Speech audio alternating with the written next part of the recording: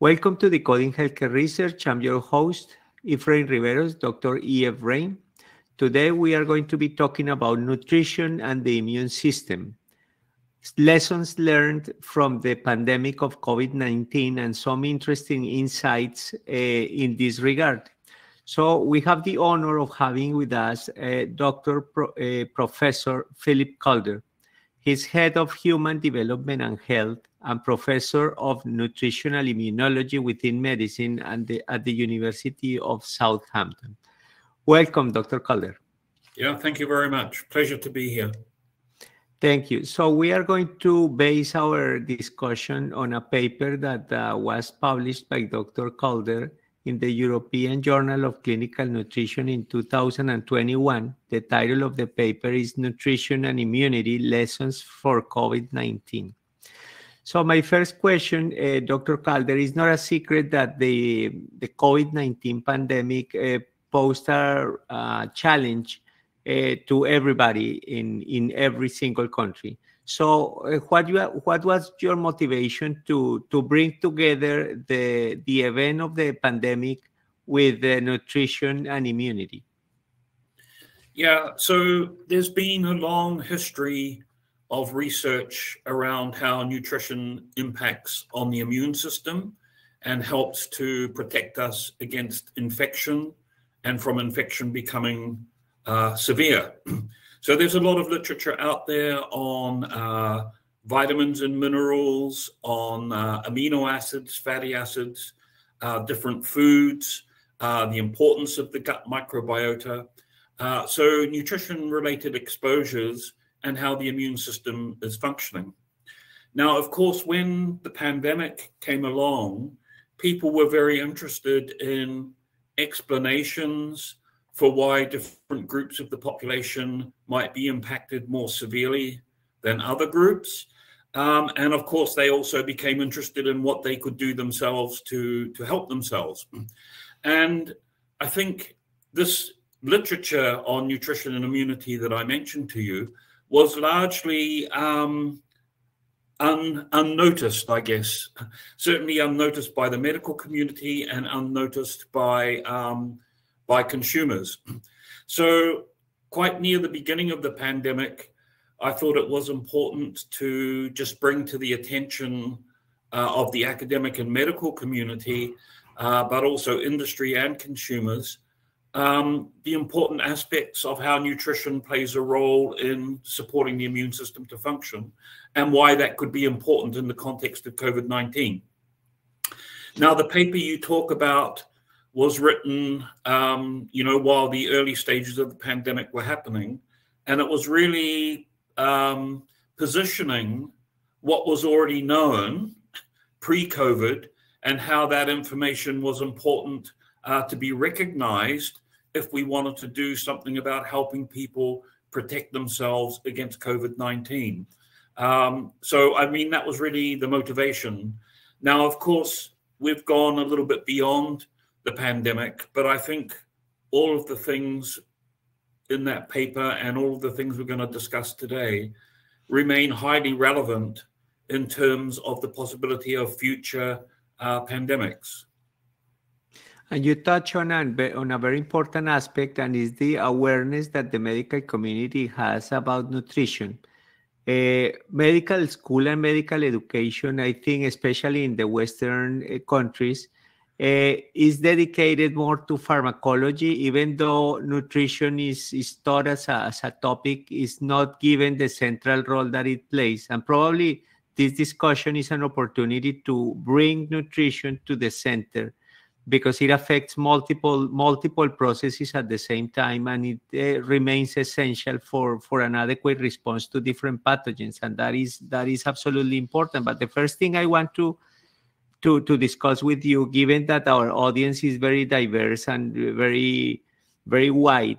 Can you tell us a little bit about the way the immune system is organized in general terms, so that we can use that as a starting point? Yeah, so that's a great question, but quite a challenge. So the immune system is quite complicated. It's very sophisticated. And the primary role of the immune system is to protect us against dangerous microorganisms that we might encounter. So things like harmful bacteria, harmful viruses, and so on. So it's part of the way we defend ourselves. So to do this, we have to be able to recognize these things that are harmful, and we have to be able to eliminate them. So the two key features of the immune system are recognition of things that are harmful or harmless, and then the elimination of those things that have been identified as harmful. So the immune system consists of many different types of cells in the body.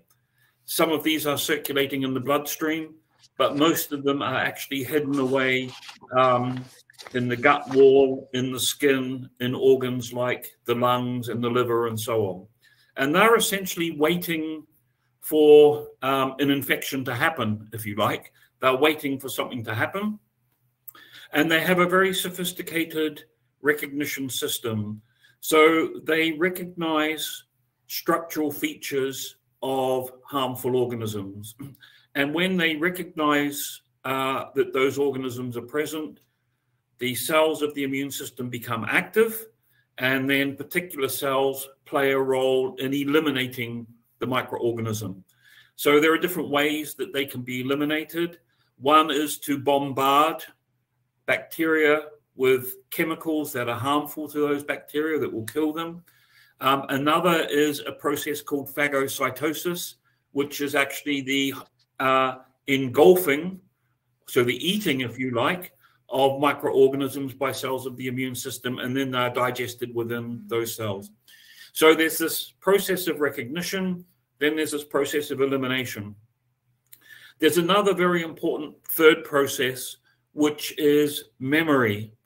So when you have an immune response to a particular organism, your immune system can actually remember that that happened. And that means you get better protection if you get infected again. And the reason I mention this now is this is very important in the context of COVID-19, because vaccination is essentially a way to trigger immune memory. So vaccination, of course, is not the harmful organism. It's something that looks a bit like the harmful organism.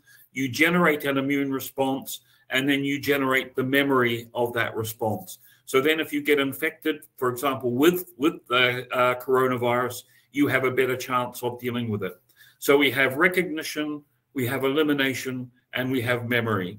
And these are very sophisticated cellular processes, and they involve many different types of cells, as I say, circulating in our bloodstream or found throughout our body.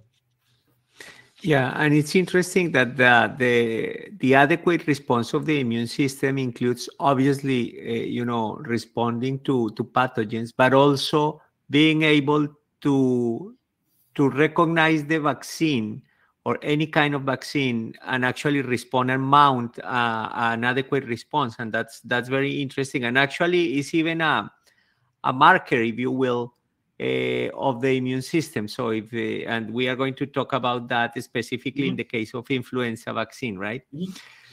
So the first thing now, going deeper into your paper, is you mentioned several factors that affect the immune system, and I want to go over some of these. The first one is aging, and this is something that is concerning because the COVID-19 pandemic kind of revealed special susceptibility of certain age groups. So what is the influence of aging on the adequate function of the immune system, and what does the literature say? Yeah, so it's long been known that sometimes older people are more susceptible to infection. So a good example would be influenza. So, every year, a proportion of the population get the flu, and a proportion of the population die as a result of that. And those deaths most commonly happen in older people. So there's some sort of relationship between being old, particularly very old, and susceptibility to infection. And I think one of those is our immune system actually declines as we get older. So, of course, as we age, lots of our systems decline. So our cognitive system can decline. Our musculoskeletal system can decline. Our physiology can decline. And those are the things that lead to, the morbidity and the illness that we see in a lot of older people. Now, it turns out, of course, those things are often easy to see. So musculoskeletal decline, you see people become less mobile. Cognitive decline, they become less mentally agile. So you see those things. But the immune decline, you don't really see unless the person is exposed to, harmful bacteria and viruses.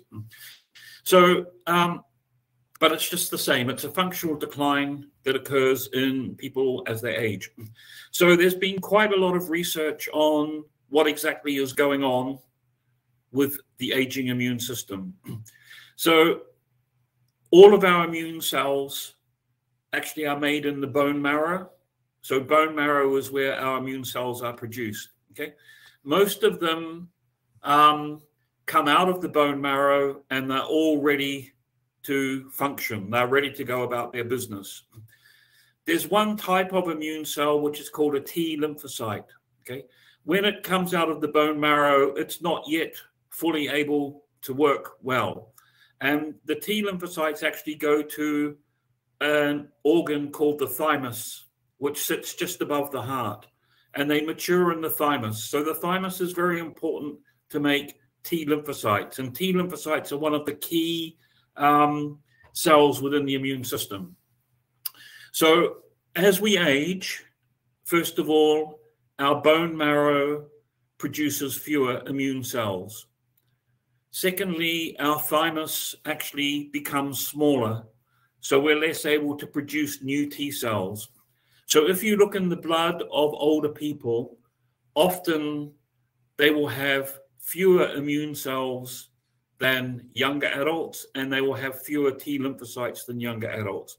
So we have fewer immune cells as we age. So if you like, our immune army is smaller than it was when we were younger.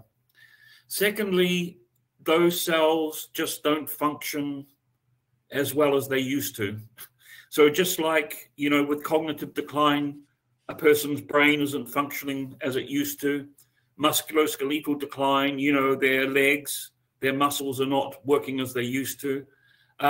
With immune decline, the immune cells are just not working as well as they used to. So we have fewer immune cells and they're not working so well.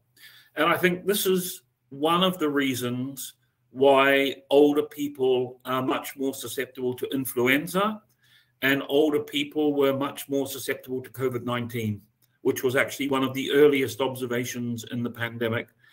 Certainly very early on, almost all of the mortality was in people aged, over 70, over 80 years. So I think we have this impairment, if you like, slowing down of the immune system as we age, and that is related to the individual cells just not working as well as they used to. Can this decline be intervened or somehow deterred a little bit with the nutritional interventions? Yeah, so that's a great question. And of course, it would be brilliant if there was a single simple solution to all of these age-related phenomena. Now, what we know is that if people are better nourished, their immune decline is is less than if they're poorly nourished. And this goes the same for cognitive decline, musculoskeletal decline, and so on. So I think all bodily systems are maintained and supported by good nutrition. And by that, I mean, good intake of vitamins, minerals, fruits and veg, fiber, omega-3s, things like that. We're probably going to come on to the detail of some of this later. So I think we can slow the decline by having better nutrition, so improved diets, if you like, along with some other things, maybe more physical activity, not too much alcohol consumption, all the usual things related to healthy living.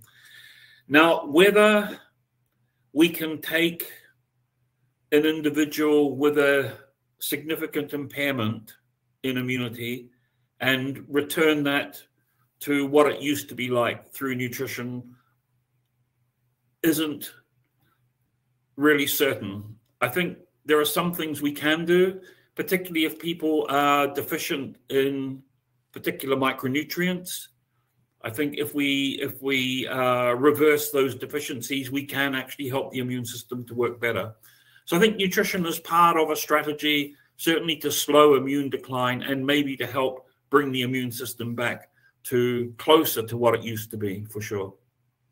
I see, and it is clear that that a good nutrition is critical for every organ system, and actually the metabolic pathways work properly depending on the nutritional delivery of elements and different components.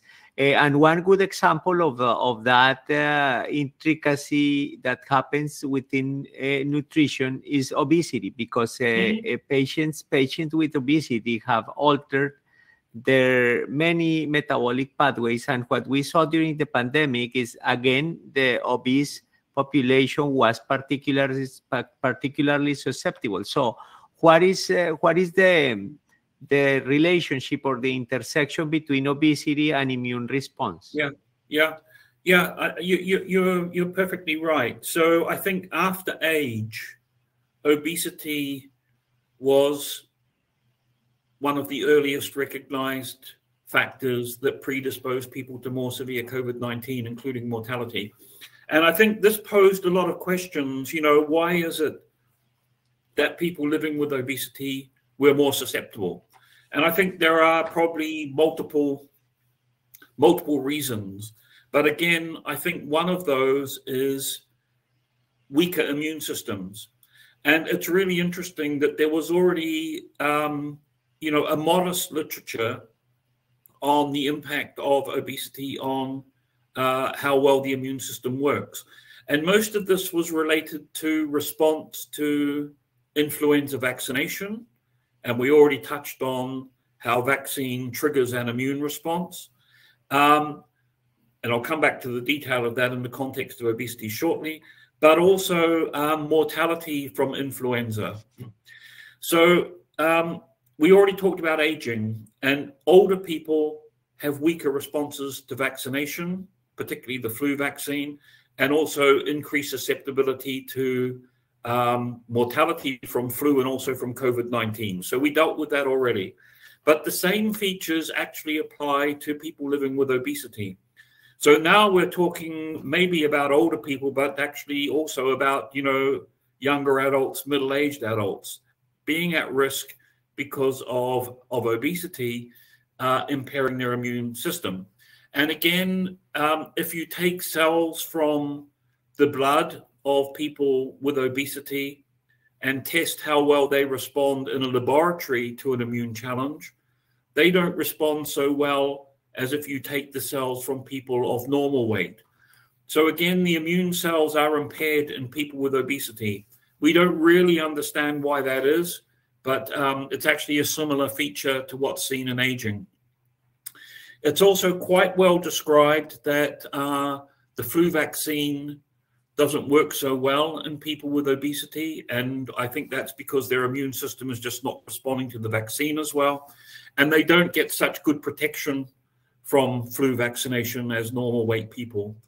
And that's been very well described in years where there's much higher rates of influenza in the population. So, for example, about just over 20 years ago, there was a H1N1 influenza pandemic. And it was noticed then that people living with obesity were much more likely to have more severe disease than normal weight people. So I think the message is the same, that obesity impairs how well immune cells work, and that makes people more susceptible to infection. And this is relevant to influenza, and it's relevant to COVID-19. Yeah, that's true. And it's evident that macronutrients and the good distribution of those macronutrients is important. But beyond that, I found something interesting in your paper, and it's the role of micronutrients. Some tiny molecules that people sometimes don't pay attention to. So what are your thoughts about them? Yeah. So micronutrients is a term that's used to describe vitamins and minerals. So I think people will be familiar with vitamins and minerals. These are dietary components, which in general are not made in the body. So none of the minerals are made in the body. But they're essential to the functioning of our body. Things like zinc, iron, copper, selenium, and so on. So we have to get those from our diet. And then the vitamins, vitamin A, B vitamins, vitamin C, vitamin D. These are mainly coming from the diet. Vitamin D, of course, you can make some vitamin D if you get sunlight exposure, but you probably don't make as much as you need. Most of the other vitamins we have to get from the diet. So these are what we call essential nutrients. And they're essential for two reasons. One is they're essential to our bodily function, but the other is that they're essential in our diet because we can't make them. And in common with many other components of the body, the immune system needs all of these micronutrients, these vitamins and minerals, to function properly. And in general, what the vitamins and minerals are doing, just as you suggest, is they're supporting the metabolism of the cells to work well. So if you have a micronutrient deficiency, for example, zinc deficiency, your immune cells just don't work so well. They need zinc to function properly. And if you have a person who is deficient only in zinc, and you give them zinc to bring their levels up to where they should be, their immune system starts working normally. This is extremely well described for vitamin A and for zinc because there are parts of the world where those deficiencies are very common. And, people are treated there with supplements to make them replete, and that decreases their risk of infection. But I think the same is in, populations in Western countries, in Europe and the UK and the United States and Canada. There's a particular proportion of the population who are not getting enough of these vitamins and minerals. Some of them are deficient.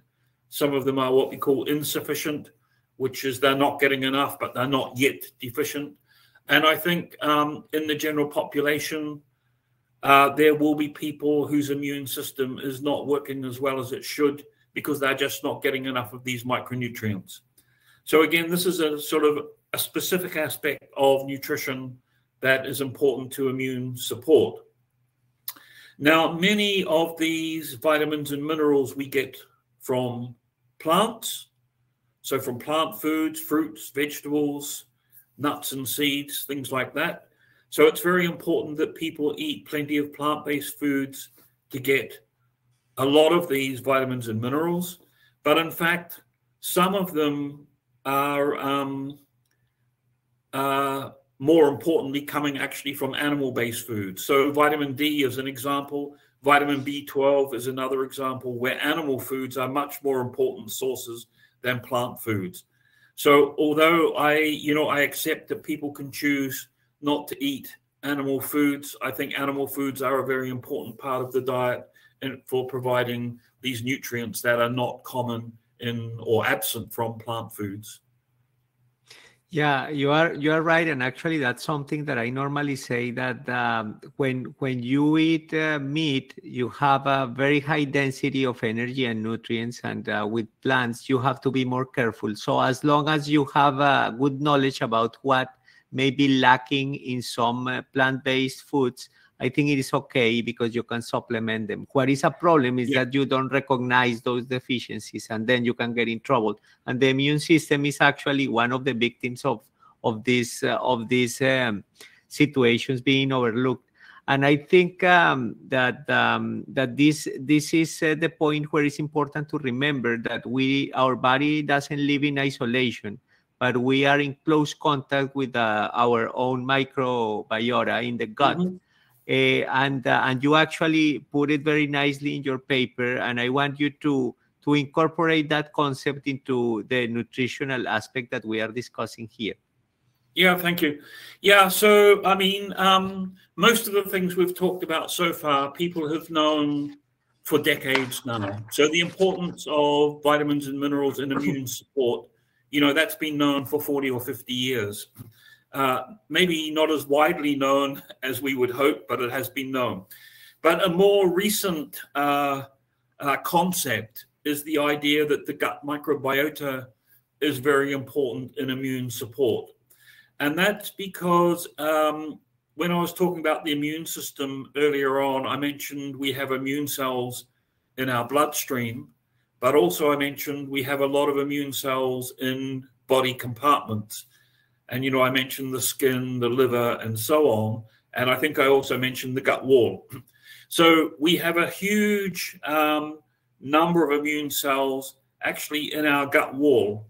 And the reason for this is related to the fact that we have a lot of microbes, that is bacteria particularly, but also viruses living in our gut. And we have to protect ourselves against any harmful ones that are there. Now, most of these bacteria are actually harmless. In fact, some of them are helpful.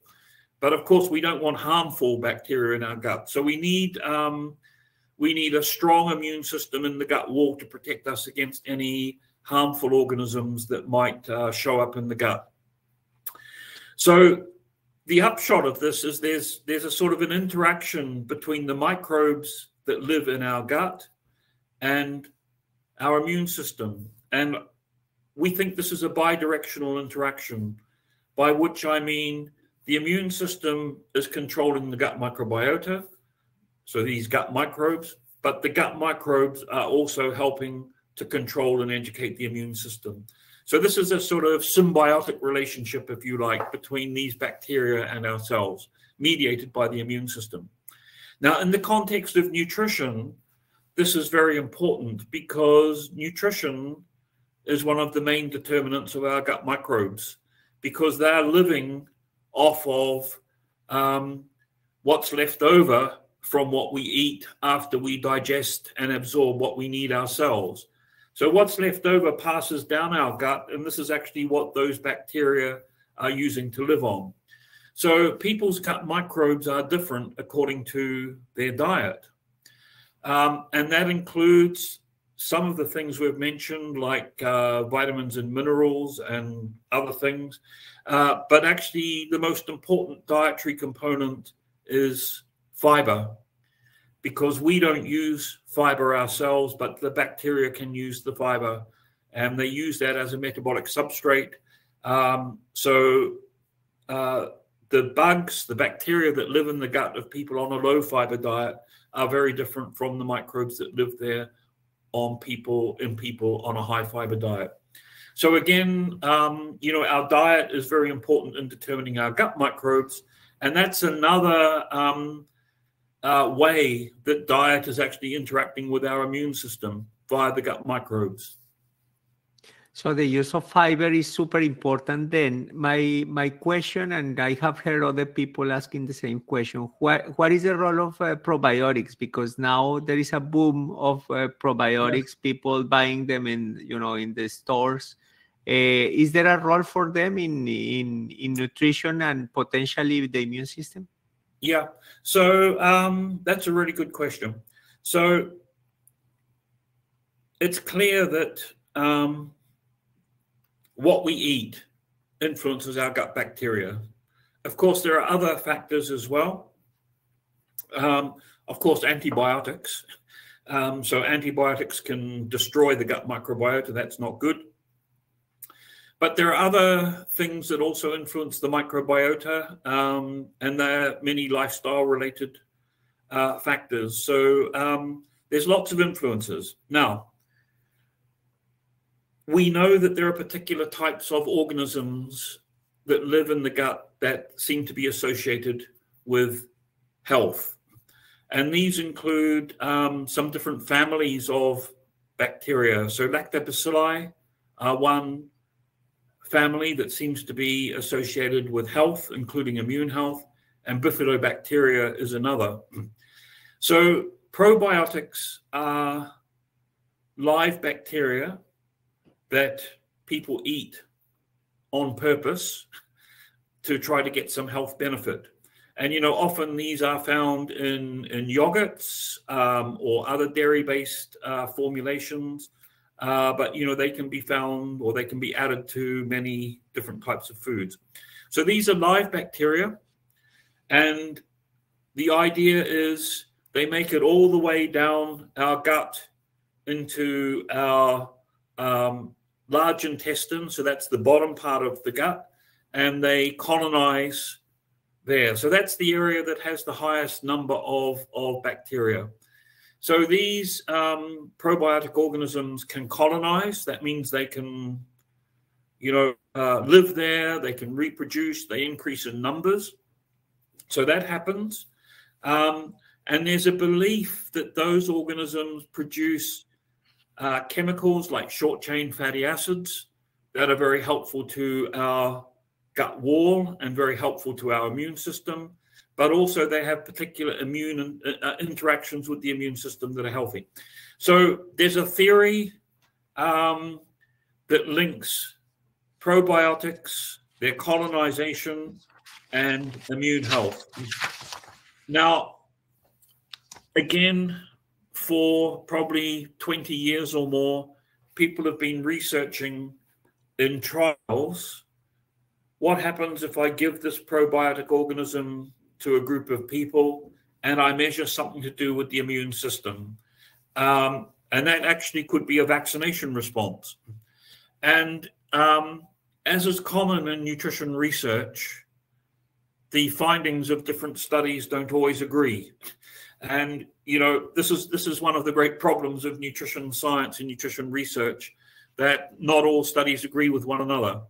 And I'm going off on a tangent now, but people are quite interested in why similar studies can show different results. And, you know, some of this is to do with, you know, maybe the diets of people who are being studied are different from one another in different studies.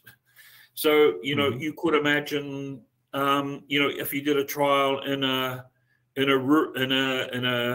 rural setting, in low socioeconomic class people, you might get a different finding from if you did it in an urban setting in a high socioeconomic class setting, because the diets might be different, physical activity might be different, you know, prevalence of smoking might be different, and so on.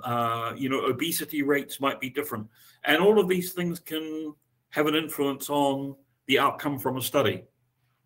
So anyway, in the studies of probiotics and immunity, you know, not all the studies agree, but there are studies that support the hypothesis that probiotics can help the immune system to work better. Now, you're not aware of this, but we have just submitted a paper where we conducted a systematic review of the literature on probiotics and vaccination responses in older people. So a systematic review is where you gather all of the information that's available, and you, in a systematic way, and you collate all of that information, and you can actually do statistical analysis. That's called meta-analysis. And what we found was in studies in older people of probiotics that have reported on vaccination responses, there does seem to be an increase or a better vaccination response in older people taking probiotics compared to control in trials. But the quality of these studies is often not very good. So the evidence is there, but the quality of the studies is quite low. So I think, actually, I do think there's something in this concept, but we probably need better quality studies to be more certain. Yeah, and it's actually very commendable that you put together this systematic review, because we are in need of more evidence as we learn that nutrition is becoming central in everything, and in this case, the immune system. And the way you put this review was very, very, very nice, and I have enjoyed this discussion. But I want to wrap up our conversation now with this question. So now that the pandemic is, we could say, almost over, even though there are still some cases, but it's not of the magnitude that it used to be. So what are the lessons learned about the nutrition, immune system, and response to this kind of immune challenges? Yeah, so I thank you very much for the question, because I think this is actually one of the points of this particular article that we've been discussing, and one or two others that I've published. So obviously, when the pandemic was at its height, there was a lot of interest, as I mentioned, from the medical community, from industry, and from consumers about, you know, what is the impact of nutrition on the immune system, and is there something we can do about that? And we've outlined some of that in our discussion. But as you mentioned, you know, we're out of the pandemic for sure now, although, you know, COVID-19 is still around. But we actually have to think ahead, because, you know, what happens, you know, if there's a pandemic of something else in 5 years, 10 years, 20 years, we want to be in good shape. So I think the 3 or maybe 4 things are, so obesity is an issue, and we have to try to deal with that I think we need strategies to slow the rise in obesity, but we need separate strategies for people who are already obese because they're at risk. So obesity has to stay on the agenda. I think being undernourished, so obesity, if you like, is overnourishment. I know that's simplistic, but that's a way to view it. But undernourishment is also a problem. And although I think we didn't mention this because we moved on, one of the problems for older people can be a state of undernutrition. So they're just not getting enough to eat. And that could be not enough energy, not enough protein, not enough vitamins and minerals. And a lot of that is due to, you know, illnesses, immobility, isolation, you know, changes in, you know, in taste and smell, all of these sorts of things that happen as we get older.